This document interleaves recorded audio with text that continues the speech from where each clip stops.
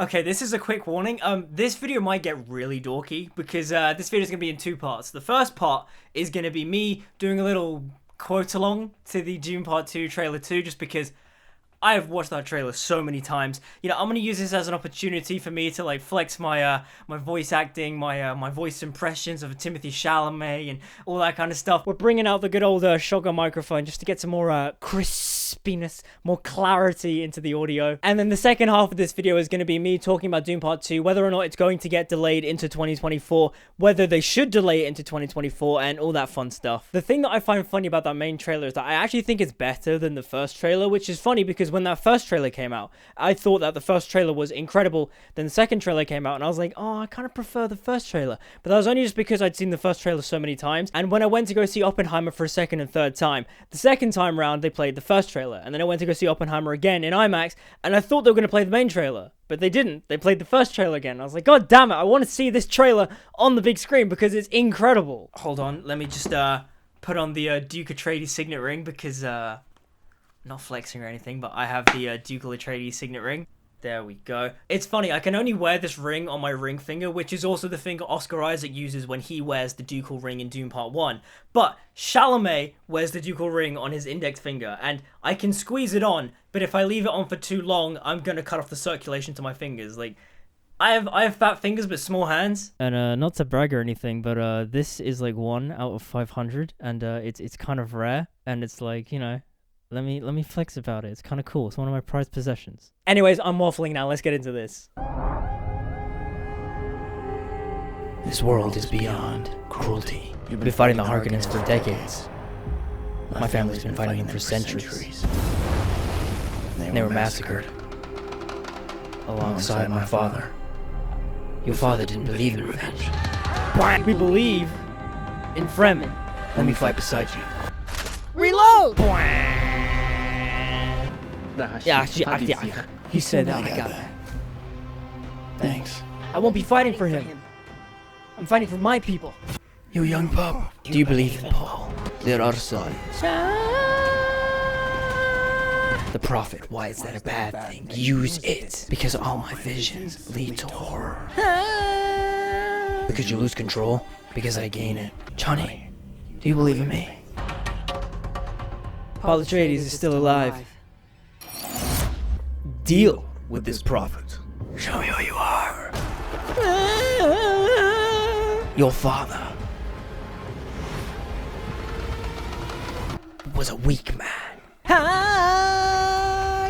Look who's back from the dead. I will do what must be done. We gave them something to hope for. That's not all, Johnny! I will love you as long as I breathe. This prophecy is how they enslave us! It's not a prophecy. It's a story. My favorite line's coming up. I don't care what you believe. I believe. I am Paul Atreides, Duke of Arrakis. And the Okay, we're going to pause it here for just 1 second just because I want to talk about the mistranslation of Long Live the Fighters. So, in my trailer reaction for Dune Part 2, this specific trailer, I had comments saying that they weren't a fan of the change of the Long Live the Fighters chant because in this, it's some made-up gibberish, but in the book, it's apparently based on and translated from Arabic. Basically informing me that they changed the Jacobsa? They've changed the Jacobsa language because in the books, Jacobsa is basically based off Arabic, but in the movie, it's pretty much just gibberish. And personally, I'm not a fan of that. I think that they should have stuck to Herbert's original words because Herbert had a meaning. There's a reason why he translated it. It's based on an Arabic war chant said by some Algerians after they beat some French colonists, which, funnily enough, I'm Algerian, so that's like double insult to injury. And I personally don't see a reason as to why Denis Villeneuve changed it, apart from the fact that Denis Villeneuve is French-Canadian, so maybe he saw that as like an insult to keep it in because it's so heavily tied to a French-Algerian rivalry. It's genuinely curious as to why Denis Villeneuve changed that, because for the most part, Dune Part 1, whilst there is some questionable casting choices, I feel like I should make a video about this at some point, but the Fremen casting, I am both for and against, mainly because, on the one hand, I like the actors Denis Villeneuve has picked. I like Zendaya as Chani, and I like Javier Bardem as Stilgar, and I like all the other actors that aren't of Arabian or Middle Eastern or North African descent playing the Fremen. And of course, I understand why they got Zendaya, because Zendaya is incredibly profitable, she's incredibly bankable, but also, you didn't have to get Zendaya. You already had Chalamet, you already had Oscar Isaac, you already had Rebecca Ferguson. You already have a stacked cast aside from the Fremen. So I don't think you necessarily needed to cast Zendaya as Chani, and even Javier Bardem. The thing that I find funny is that I love his casting as Stilgar, but the costume designers and the makeup team make him look Arabian to the point where he goes, why didn't you just cast an Arabian man? Like, just listing off actors off the top of my head. You could have gotten the man that played Salahadin in Kingdom of Heaven to play Stilgar. You could have gotten the Sudanese actor who played Dora Martell in Game of Thrones. Why did you have to get Javier Bardem specifically? Again, it's a weird conundrum because I genuinely do like the Fremen casting, but also on the other hand, I feel like this is the opportunity Hollywood should have taken to, because if Hollywood's all about inclusivity and diversity and all that, this is the opportunity where you go out and you get North African talent, you get Middle Eastern talent, and you put them in front of the camera on a big blockbuster scale. You also have Josh Brolin, you also have Stellan Skarsgård, and going into part 2, you have Austin Butler, and Florence Pugh, and Léa Seydoux. So why not go out of your way to cast more Middle Eastern and North African actors? Obviously, one of your main jobs as a director is to cast the best actor for the role, but also, when it comes to something like Dune and the Fremen, where the Fremen are so heavily influenced by Arabian culture, you would think that you would go out of your way to try and cast an unknown or someone that is uprising, or at least a Middle Eastern North African talent. Anyways, I'm getting off topic. I feel like I should delve more into that topic in another video because I think it's interesting and it would lead to a nice bit of discourse. Anyways, I digress. Let's get back into me being dorky. He who can destroy a thing has the real control of it.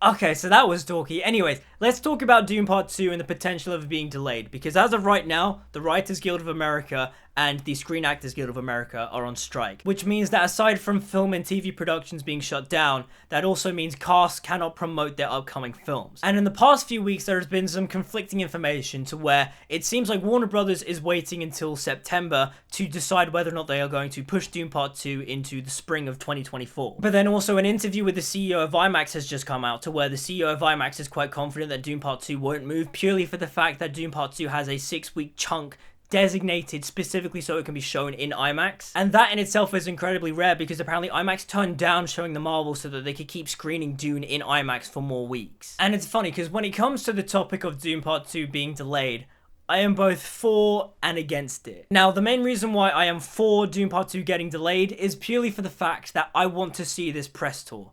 I want to see Timothée Chalamet and Zendaya and Austin Butler and Léa Seydoux and Rebecca Ferguson and Stellan Skarsgård and Josh Brolin and Javier Bardem and everyone else. I want to see them all on the red carpet. I want to see them doing interviews. I want to see Timothée Chalamet and Hot Ones, and I want to see Zendaya and Timmy and their chemistry, and I want to see Timmy and Austin doing interviews together. Like, you can't put two of my favorite young rising stars in a film, namely Austin Butler and Timothée Chalamet. You can't put them together in a film and not have them do a press tour. I need to see the whole Dune cast on the Graham Norton show. I need to see the whole cast on Jimmy Fallon and Jimmy Kimmel. This press tour would be awesome. You can't have this stacked of a cast and not have them do a press tour. Now, Dune will obviously make money. The first film was released during a pandemic, whilst also being simultaneously released on HBO Max on the same day, and still did fairly well for its budget considering its circumstances. It made, what, like 430 million? And obviously with the positive critical reception and audience reception for the most part. I know there are some audiences that don't like the film, they think it's too boring and too slow and whatever, but I honestly believe that once they see the whole of Part 1 and Part 2 together, they will like it more. But even still, Dune isn't for everyone, I know that. Hell, it wasn't even for me the first time I read it. The first time I read it, I was like, what is this? Like, I don't get it. But then I read it a second time and I was like, oh, I actually kind of get it now. I actually quite like it. And the more I delve into Dune, the more I love it, the more I think it's really fascinating and interesting, and I love the themes and ideas of Paul Atreides' story. But the thing I know for a fact is that having this press tour, having Zendaya promote, having Timothée Chalamet promote, having Austin Butler promote, you are going to significantly increase the amount of profit you make at the box office just because you have it everywhere. People are talking about it. You get all the funny interview clips. You get all the funny memes. I want to see Ali Plum interviewing Timothée Chalamet and Austin Butler and Zendaya. Ali Plum's BBC Radio 1 interviews are phenomenal. They are genuinely so much fun to watch. They're awesome. And if the SAG strike isn't done by the time Dune Part 2 comes out and Dune Part 2 doesn't get delayed, then you won't have any of that promotion. You won't have any of that cool, fun internet goodness. You'll basically be limiting your audience's reach and your reach of the fandom, because the fans want to see this. Now, getting on to the reason as to why I think Dune Part 2 should not be delayed, and this is purely for a selfish reason. I need this film now. I need to see this film just ASAP. This movie is one of my most anticipated films of the year. No, it is my most anticipated film of the year. I'm so excited to see this. I loved the first one so much. I saw it 4 times in the cinema. The Part 2, I want to see even more times. Dune Part 1, I watch regularly. It's just my comfort film. I love just having it on, listening to Hans Zimmer's score, watching Greg Fraser's cinematography, seeing Chalamet and Ferguson and Charlotte Rampling and everyone just being incredible. Dune Part 1 is just a vibe, and Dune Part 2 looks like an even better vibe. I'm so excited to see this. I want to see this book fully realized, and then also I want to be teased for Dune Messiah. I need it now. And look, I fully support the Screen Actors Guild and the writers' strikes, just because people deserve to be paid a proper wage for their art. People deserve to make a living from their art. There is more than enough wealth in the entertainment industry to be shared around. I mean, let's be honest. Why are we spending so much money on films that are just flopping left, right, and center? Why did Indiana Jones have to cost $300 million to make? Yeah, it didn't. Why are you making pointless sequels and remakes that no one asked for? Oh, but what, because an AI-generated system told you to do it? No. I'm also firmly against the use of AI art in Hollywood. There are some exceptions. I do think deepfake technology is useful for certain visual effects tools. For example, some of the deepfake technology they used in Elvis I thought was pretty cool and was pretty great. And I think if it's properly licensed and regulated, that tool can be useful and necessary for certain projects. What I'm also completely against is the idea that studios want to scan in background artists, pay them a one-time fee, and then own their likeness in perpetuity. That, I think, is disgusting because they're not paying residuals for that kind of work.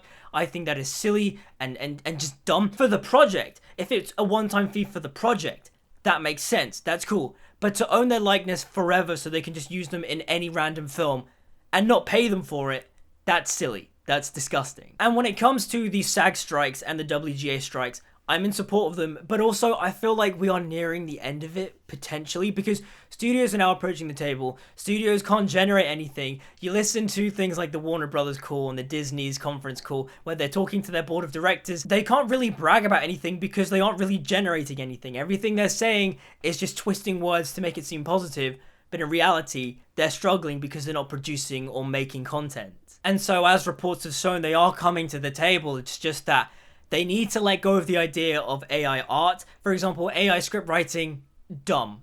Don't allow that. That is just stupid. Also, the AI likeness thing, that's also dumb. That's also stupid. But the thing when it comes to AI is that it is a pretty complicated topic, and it's an interesting topic, because if you think about it, we could get to a point one day where AI art would be able to sort of superimpose itself onto real art, maybe, but then also, is that art really truthful and soulful? Because when you really think about it, writing is just the accumulation of words, and a machine could probably process that and find the perfect sequence of words to make it sound awesome and cool and memorable and beautiful and poetic. Like, it could be done, but also we're not at that point yet. But also, why would we want to do that? Why would we want to put humans out of work? Because if you put those people out of work, they're one of the main contributors to your industry. Writers always go out to support other writers and films. So if you put the writers and the actors out of work because you just own their likeness and people just consume all this sort of cheap, technologically made work, who's going to go pay for it when they have to go off and get other jobs? Like, that doesn't make any sense. It's just, it's confusing when you think about it in the long run. Look, corporate greed is bad. Pay your writers, pay your actors so we can get a great Dune Part 2 press tour and also see the film as it's intended on its proper release date. To wrap things up, Dune Part 2, should it be delayed? Maybe, if the WGA strikes aren't done, because I do think the press tour is, significant. I do think that will help generate buzz and hype. But also, that 6-week IMAX slot is pretty tempting, and I can see why they wouldn't want to move it. Also, if they do move it, that ruins my year, because then I don't get to see my most anticipated film of the year. I'd have to wait till next year. I think it's an interesting conundrum, because it also does ruin the whole thing I labeled of this year being the year of Chalamet, because obviously he has Wonka out in December, but like, I want Wonka and Dune Part 2 in the same year. But anyways, that's just my 2 cents on whether or not Dune Part 2 is going to get delayed. What do you guys think? Let me know in the comments down below. Like, subscribe, follow on social media, all that good stuff. Until we meet again, I'll see you guys next time. Long live the fighters!